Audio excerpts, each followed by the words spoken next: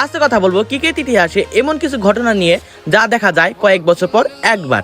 তাহলে চলেন শুরু করা যাক।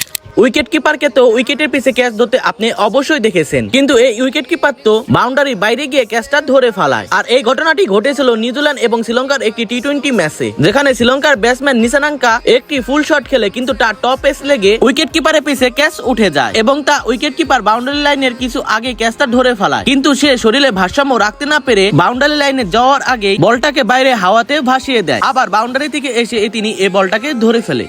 ট্রেন্ট বোল্ট একজন এমন বোলার, তার আগুন ধরানো বোলিং দিয়ে তার নিজের দলকে অনেক ম্যাচ জিতিয়েছেন, কিন্তু তিনি ব্যাটিং করে একবার এমন একটা কাজ করে বসে যা কিনা ওয়ার্ল্ডের বড় বড় ব্যাটসম্যানরাও করতে পারে না। নিউজিল্যান্ডের একটি ডোমেস্টিক ম্যাচে বোল্টের টিমে জেতার জন্য লাস্ট বলে 6 রানের দরকার হয় এবং হাতে ছিল একটি উইকেট, যেখানে এই বলার লাস্ট ওভারে 3টে উইকেট আদায় করে নেয়, যার ফলে ব্যাটিং টিম এই ম্যাচটা জয়ের আশা সম্পূর্ণভাবে ছেড়েই দিয়েছিল। কিন্তু বোল্ট সোজা এই বলটাকে বাউন্ডারির বাইরে মেরে দেয়, যার ফলে লাস্ট বলে 6 রান নিয়ে বোল্ট এই ম্যাচটাকে জিতিয়ে দেয়।